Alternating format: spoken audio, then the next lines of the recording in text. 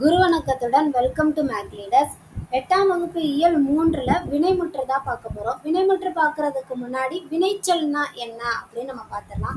வினைச்சொல் அப்படின்றது நம்ம செய்கிற செயலை அடிப்படையாக கொண்டு பிறக்கிற சொல் தான் வினைச்சொல்.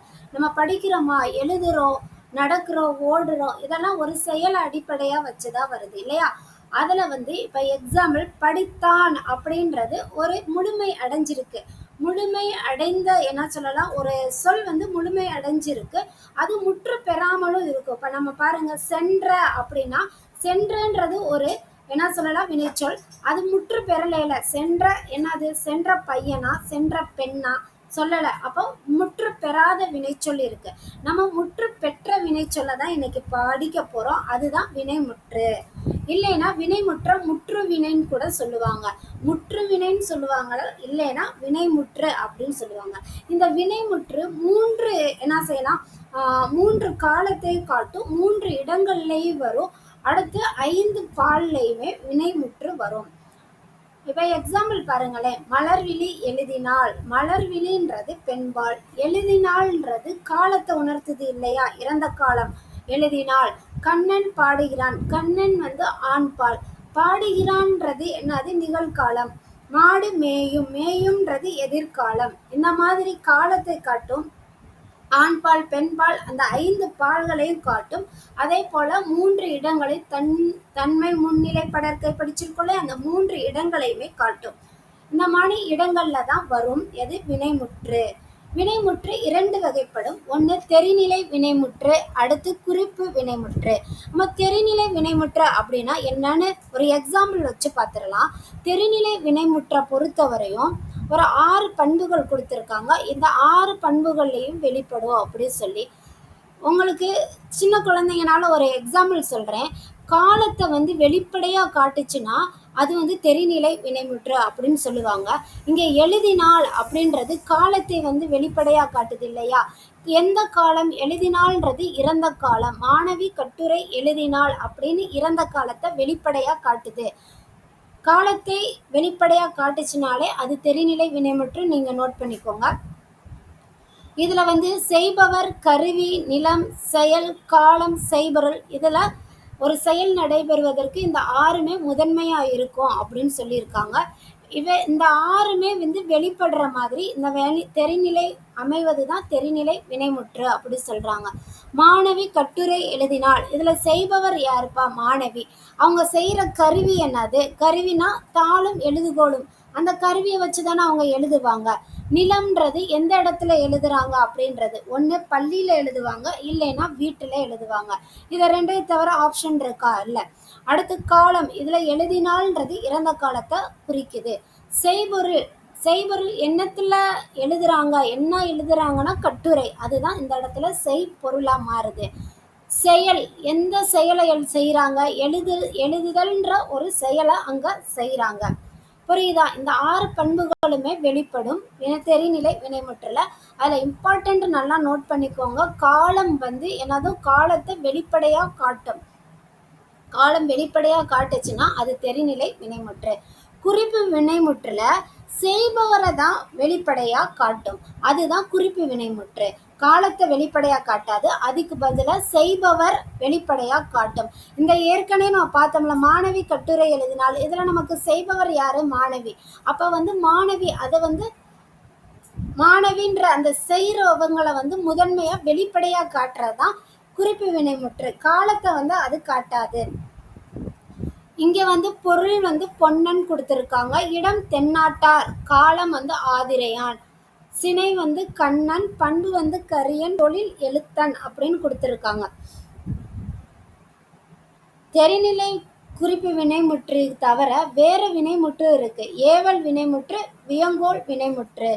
ஏவல் வினைமுற்றுனா நமக்கு தெரியும், தமிழை பொறுத்தவரையும் அந்த சொற்கள்லேயே நமக்குரிய அர்த்தம் கிடைக்கும். ஏவல் அப்படின்றது ஒரு கட்டளை இடுதல் தான் ஏவல். படி, பாடம் படி, கடைக்கு போ, எழுந்து வா அப்படின்னு நம்ம என்ன சொல்லுவோம், ஒரு ஆர்டர் பண்ணுற மாதிரி சொல்லுவோம் இல்லையா, கட்டளை இடுற மாதிரி. அதெல்லாம் என்ன சொல்கிறாங்க, ஏவல் வினைமுற்று. ஆனால் அது சென்டென்ஸ் கம்ப்ளீட் ஆகுதுல. பாடம் படின்றப்ப ஒரு சென்டென்ஸ் முழுமையாக, ஒரு தொடர் முழுமை அடையுது. ஏவல் வினைமுற்று ஒருமை பன்மை ரெண்டு இடங்கள்லயுமே ஏவல் வினைமுற்று வரும். இதை செய்யுங்கள் அப்படி சொல்லும் போது கடைக்கு போங்கள் அப்படி போ சொன்னா அது வந்து ஒருமை, போங்கள் அப்படி சொன்னா அது வந்து என்னது பன்மை. அப்ப ரெண்டுக்குமே வரும். ஏவல் வினைமுற்றை பொறுத்தவரையும் ஒருமை பன்மை ரெண்டு இடங்கள்லயுமே வரும். வியங்கோல் வினைமுற்றை பொறுத்தவரையும் என்ன பண்ணுவாங்கன்னா வாழ்த்துதல், வைதல், விதித்தல், வேண்டல் ஆகிய பொருட்கள்ல வர வினைமுற்று தான் வியங்கோல் வினைமுற்று. ஒருத்தவங்களை வாழ்த்துவோம் இல்லையா, வாழ்த்துவோம், வையுவோம், ஒன்றை வேண்டுவோம், அதாவது தாங்கன்னு வேண்டுவோம்ல, அது விதித்தல். இந்த மாதிரிலாம் வந்துச்சுன்னா அது வியங்கோல் வினைமுற்று. அதோட விகுதி எப்படி முடியும்னா பகுதி விகுதியில தெரியும்ல, விகுதி எதுல முடியும்னா க இய இயர் அல் அப்படின்ற இதுல தான் அதோட விகுதி வந்து முடியும்.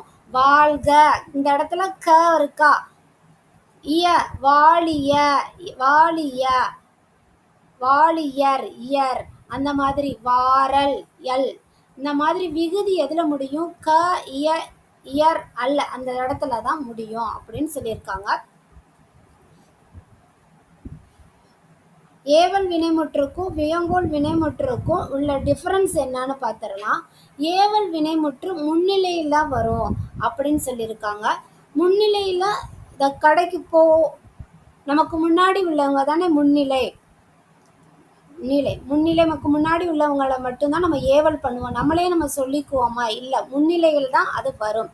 வியங்கோல் வினைமுற்று அப்படி கிடையாது, ரெண்டு திணைகள்லையும் வரும், ஐம்பால்லே வரும், மூவிடங்கள்லைக்கும் பொதுவாய் வரும் வியங்கோல் வினைமுற்று. எப்படின்னா எல்லாத்தையுமே என்ன சொல்லுவாங்க வாழ்த்த தானே செய்வாங்க, ஆணையும் வாழ்த்துவாங்க, பெண்ணையும் வாழ்த்துவாங்க, எல்லாத்தையுமே வாழ்த்துவாங்க, மூவிடங்களுக்குமே வாழ்த்து வாழ்க வாழ்கன்னு தான் சொல்லுவாங்க இல்லையா, மூவிடங்களுக்குமே அது பொதுவாக தான் வரும்.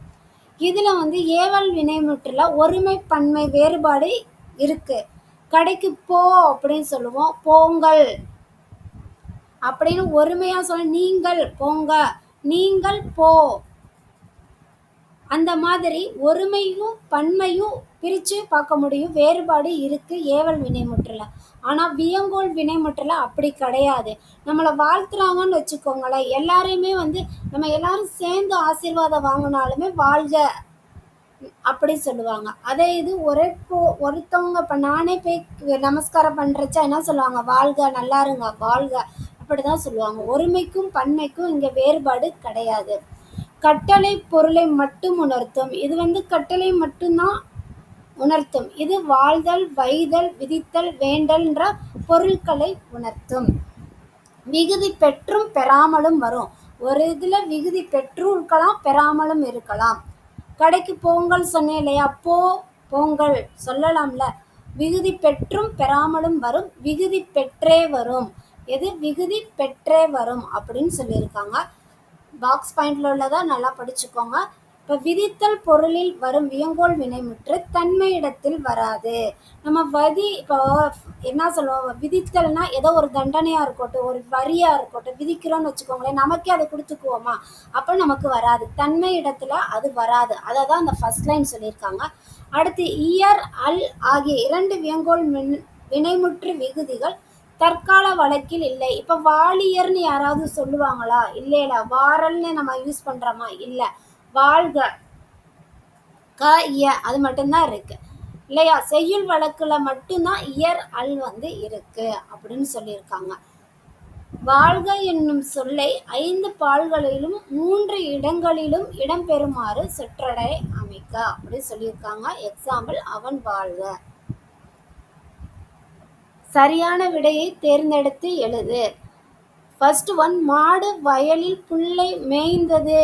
இத்தொடரில் உள்ள வினைமுற்று எதுப்பா, மேய்ந்தது. மாடு வயலில் புல்லை மேய்ந்தது, அப்ப மேய்ந்தது தான் வினைமுற்று, முற்று பெற்று இருக்கு இல்லையா. அடுத்து செகண்ட் ஒன், பின்வருவனவற்றுள் இறந்த கால வினைமுற்று, இறந்த காலம் முடிஞ்சிருச்சு எது, இங்க படித்தான், படித்தான் தானே இறந்த காலம். மீதியெல்லாம் வாசித்து பாருங்க, நடக்கிறான், உண்பான், ஓடாது, இதெல்லாம் வந்து இறந்த காலத்தை சொல்லலை. அடுத்து தேர்ட் ஒன், பின்வருவனவற்றுள் ஏவல் வினைமுற்று சொல் எது, ஏவல் பார்த்தாலே தெரியும், ஓடு, கட்டளை இடுமாறு வர்றதுதான் ஏவல் வினைமுற்று. இப்போ சிறுவினா எழுதுங்க. வினைமுற்று என்றால் என்ன அப்படின்னு கேட்டிருக்காங்க, நம்ம படிச்சாச்சு, வினைமுற்று தான் அதோட தலைப்பே. சொல் வினை வந்து முற்று பெற்று இருக்கு இல்லையா, அதுதான் வினைமுற்று. அதுக்கு எக்ஸாம்பிள் எழுதிக்கோங்க. தெரிநிலை வினைமுற்று என்றால் என்ன, அதுக்கு தலைப்புக்கு கீழே என்ன இம்பார்ட்டன்ஸோ அதை மார்க் பண்ணி எழுதுங்க. உங்களோட ஆசிரியரோட கைடன்ஸ் படி பண்ணுங்க. அடுத்து வியங்கோள் வினைமுற்று விகுதிகள் என்ன நம்ம படிச்சிருக்கோம், அதை நோட் பண்ணிக்கோங்க. இந்த 2 பாக்ஸ் கொடுத்துருக்காங்களே, ஏவல் வினைமுற்றுக்கும் வியங்கோள் வினைமுற்றுக்கும் இடையில வேறுபாடு, அதை நோட் பண்ணி எழுதுங்க. இலக்கணத்தை பொறுத்தவரையும் புரிஞ்சா மட்டுமே நம்மளால என்ன செய்ய முடியும், எழுத முடியும். பாருங்க, படிங்க, கண்டிப்பா புரியும். புரியலைன்னா திரும்ப இன்னொரு தடவை பாருங்க, அண்டர்ஸ்டாண்ட் பண்ணி படிங்க. எதையுமே மனப்பாடம் பண்ணாதீங்க. இந்த வீடியோ பிடிச்சிருந்துச்சுன்னா சப்போர்ட் பண்ணுங்க. நன்றி. நாளைக்கு இன்னொரு வீடியோவில் பார்க்கலாம். நல்லதே நடக்கும். நன்றி, வணக்கம். தேங்க்யூ.